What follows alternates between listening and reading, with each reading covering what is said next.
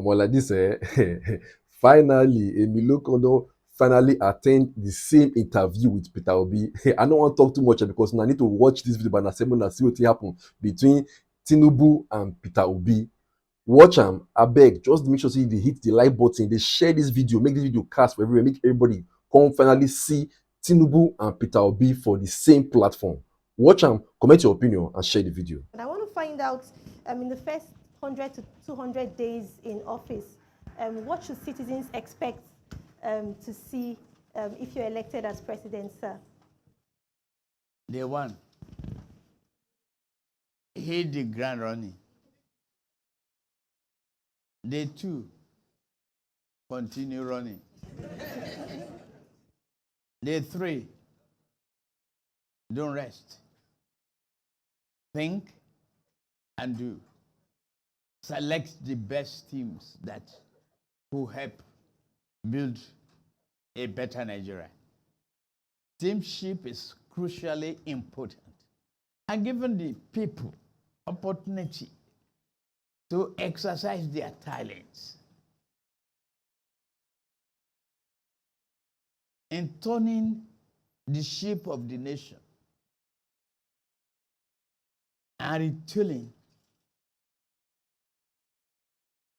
the mindset. Do we believe in ourselves? Or do we continue to make mass migration? Definitely. The security challenge must be eliminated.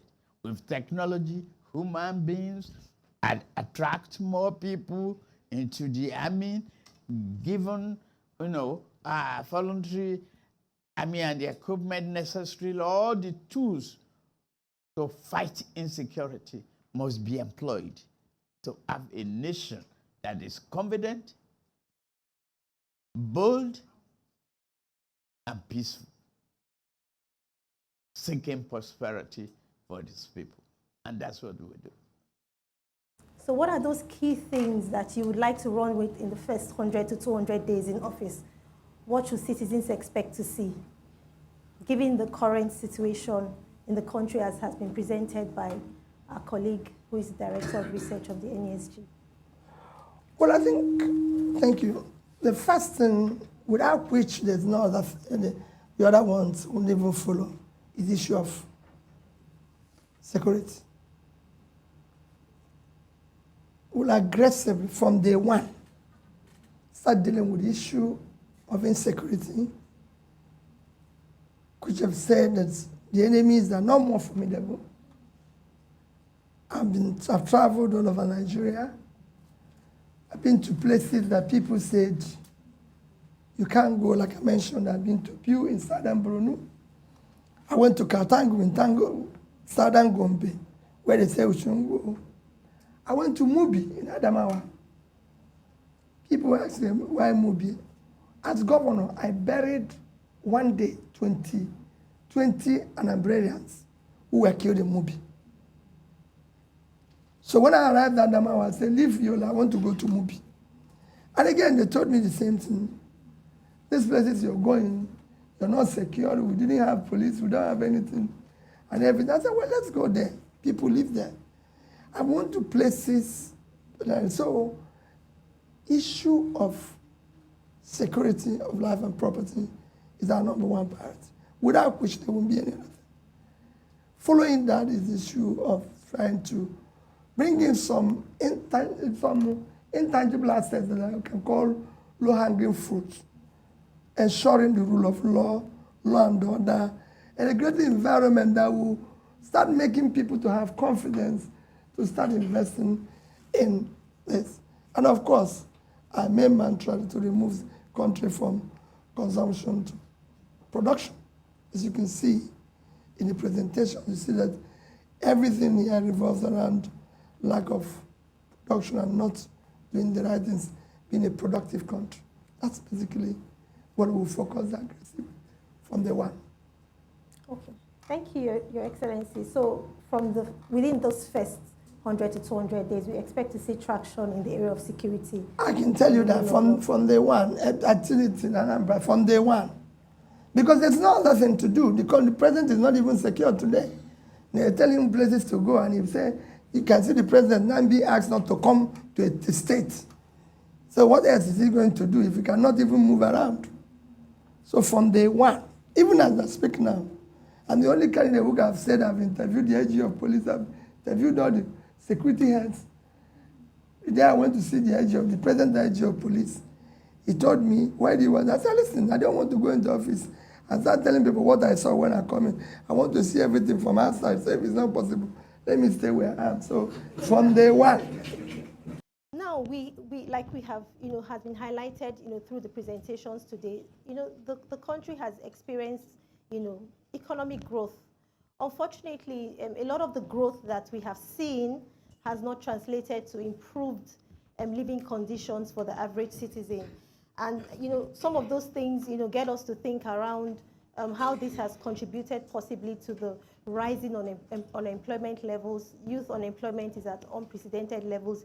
Even people who are currently employed, some of them are actually underemployed, and we see all those things. What sort of strategies, especially with a focus on the youth, would you employ to tackle issues related to unemployment in the country right now?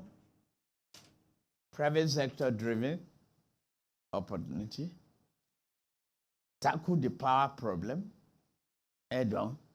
People can work by themselves. A common school driver can create a path to fortune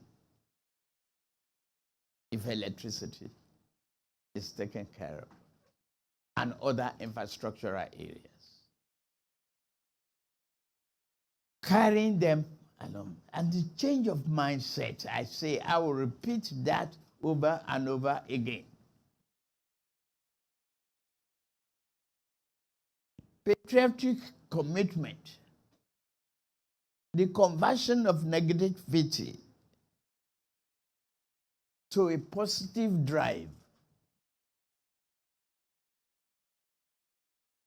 and partnership with the private sector to create a job, to put an incentive there. If you hire 500 new employees, why can't I, as a government, give you some tax incentive to offset that payroll and the pension contribution that may be associated with it?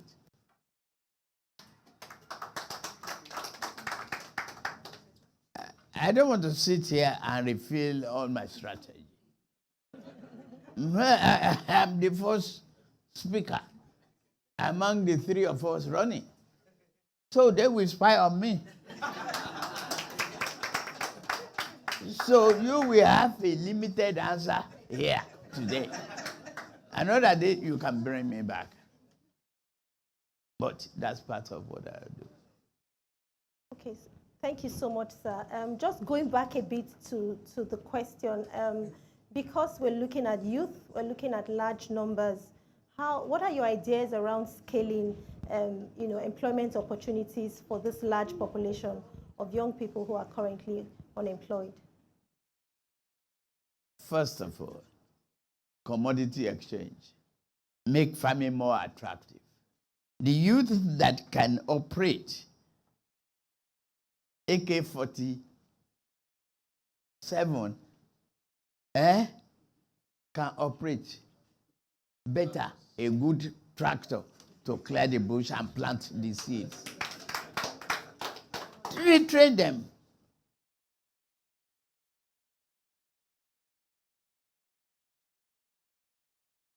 I will stop here. Thank you, sir. I don't want to give you a comprehensive plan that I have because others are coming. Our numbers, like have been presented here today, suggest that there's been economic growth, but that growth has not translated to improved socioeconomic conditions. It has not even translated to improved living standards. Living standards at an all-time low in Nigeria as we speak. And then given the rising unemployment and underemployment with youth disproportionately bearing the burden of this unemployment crisis. What are your thoughts around improving or scaling employment opportunities when you assume office? Well, for me, when you move, like I said, from consumption to production, what I expect that comes with issue of creating jobs. Today, you have most of them, even from the rest that's been shown here, you have most of your states, most of the subnationals virtually living on sharing whatever they can get from statutory allocation. There's nothing happening.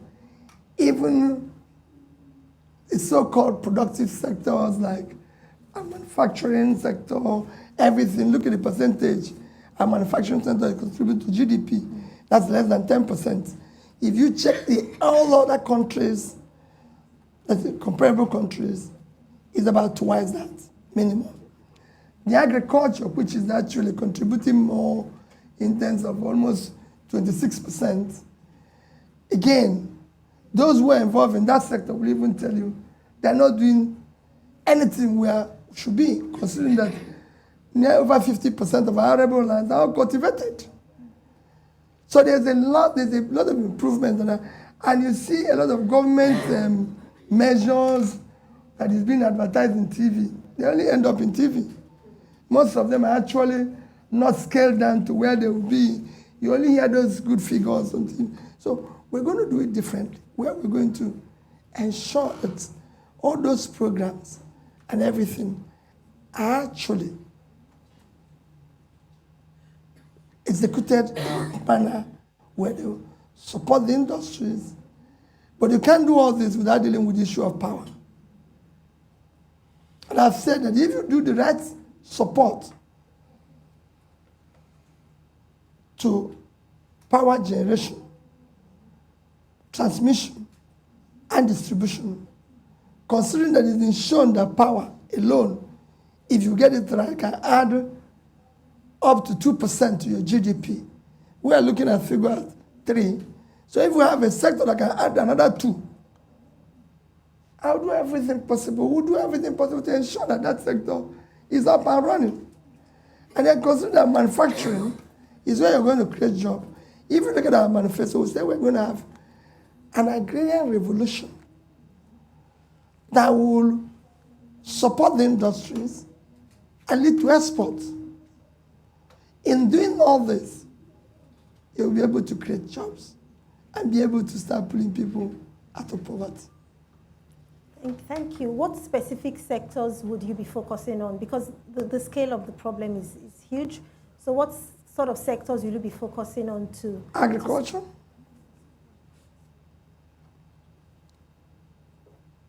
manufacturing, and we'll support it in such a way that it will focus on export. There's other areas where you can, of course, try to develop more, even in entertainment, even other areas that have shown growth from what is happening in ICT. But these are the fundamental things that a target that Nigeria must feed itself. Because we have our biggest physical access is uncultivated land in the north. And when we talk about poverty and youth unemployment, the north is where it is worse. And that focus on the north, considering that there are vast uncultivated land.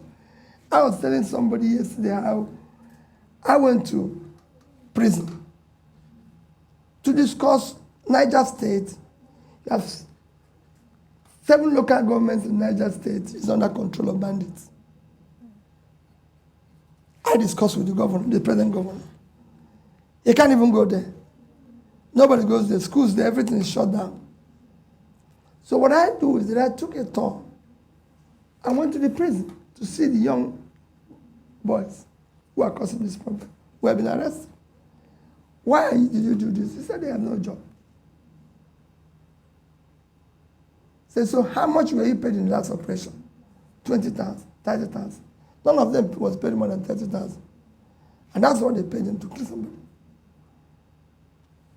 And I compared that I went to Kenya. I went to the flower fields where young people were cultivating flower. They were being paid $100. And unemployment in Kenya is less than 10%. I went to Ethiopia and saw where people were picking coffee. And unemployment is there. So,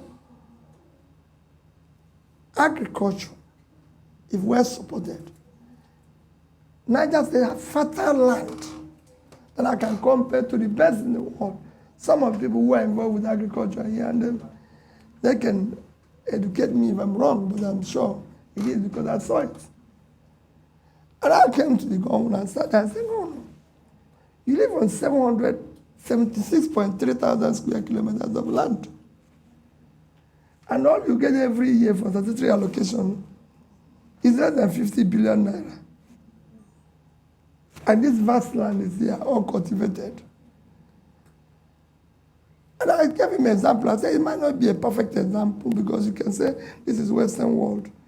I told him, I said, Netherlands with 33,000 square kilometers, which you have 2.5 times, did agricultural export of $120 billion in 2021. If you do 5% of that, that's $6 billion, which are 650. Sorry, bankers will say it's 420. I don't buy 420, I'm very sorry. So it's 620, it's about 3.9 trillion. Almost 80 times what you get from sharing. So there's a lot we can do with the vast uncultivated land in the north. For me, that is where we should key in. When I met Shehu of Boronu, it was something I told him. You can't have this vast land, everything. Yes, the complaint issue of dams and everything. I said, but we have flooding somewhere. Why can't we start, we get the experts to tell us how to divert this water instead of causing us problem when we need it somewhere to do somewhere. There must be a way. These things are done today. So we can create dams and everything and all that. So this is my focus. So the 2023 budget proposal suggests that borrowing would be the primary means of funding expenditure, the government budgets. And that brings, some challenges that we also need to discuss because currently projections, exceed revenue expectations. What other revenue sources can you identify, Your Excellency? What sort of funding models can we expect, from your government if elected to office borrowing? What sort of other funding mechanisms can we expect to use to fund our government budgets? I did it well, and I did it well, I'm proud, in Lagos. 600 million naira a month internally generated revenue. Today, 50 billion naira every month. I'm making it the 5th largest economy. Let's take one. I won't go to the rest. But right back to the revenue, your savings from oil subsidy. You have an increased revenue. You have a gap there, right? Right back. The opaque exchange rate.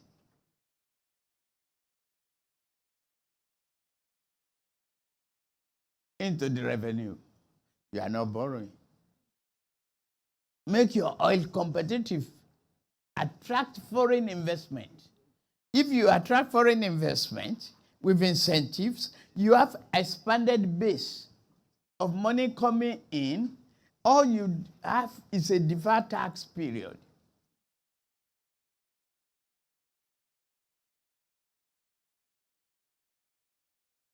A creative mind is a fertile land for growth. Now, we see right now that our borrowing projections exceed revenue expectations. So we're borrowing even more than the revenue coming in. And the quality of the borrowing, we're borrowing to service debt. We have an impending debt crisis. We're also borrowing, to pay even PMS subsidy. So what are your thoughts around alternative funding models for the country as we look at the outlook for 2023? What sort of alternative funding models will you be thinking about? Because the borrowing is not sustainable. Well, first is to discuss borrowing. There's nothing wrong in borrowing. Absolutely. It is what you use what you borrowed for to do. Borrowing is no country of the world that I know that is not borrowing money. None of them that I know that does not have debt. All of them.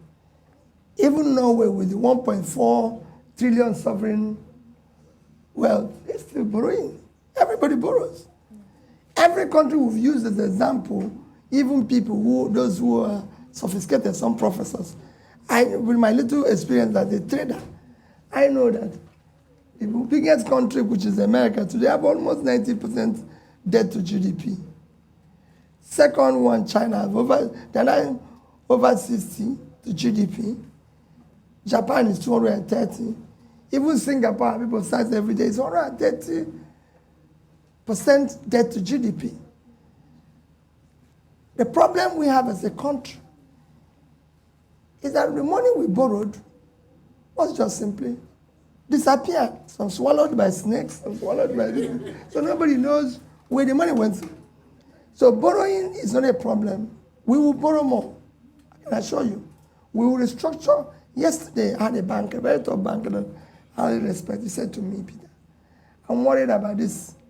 You know, they said it's 70. If you add 40 something to 23, what that means? But you didn't add the borrowing of this year's budget, which is about 7 trillion. So it's about 77 now by the time we conclude this year. So he said, how are you going to deal with it? I said, well, listen, countries have been worse than that.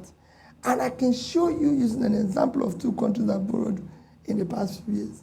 So we will first restructure what is existing today. After which, we will now, one of the things that I said I'll do, that I must take a law to National Assembly to ensure that all our borrowing, like it's in Singapore, is for investment. And there must be investment everybody can see. On Thursday, I was in Bauchi, and I said to people, let's go and visit the tomb of Tafa Balewa. My vice presidential candidate asked me, Peter, why? And I said to them, for what this man did, our first loan as a country was borrowed in 1964 by Tafa Balewa.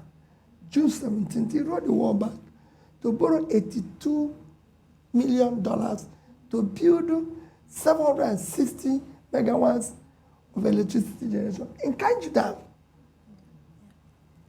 59 years after, Kaiju Dam is still standing, even contributing in its own small way. But today, our debt is 77 trillion. If you use their official rate, because they use the official rate to calculate, let me not use my rate now, it's $187 billion. $82 million in 64 is about 1.2, 1.4 now. So if I use 1,250,000,000, that money is about 150 Kainji dams. Where is it? That is the problem of our borrowing. Lagos Ibadan Express Road, the last time I checked, to complete it is just about 250 billion naira. East-West Road, which is where we get the oil from, everything, the most important road there, in Niger Delta, was about 300 and something billion. Kaduna, Abuja, Kaduna, Kano. These 3 roads is just about 1 trillion. And they tell you that the money they borrowed is for capital projects. Which capital project is more important than this 3? At least we can see it. We can feel it. You say, oh, this is... We've borrowed almost over 50 trillion in the past 5 years. Wow. That was all probably 70% swallowed by snake. All right. So these are the things we need to start looking at. How do we say we're going to borrow? There's nothing wrong in borrowing.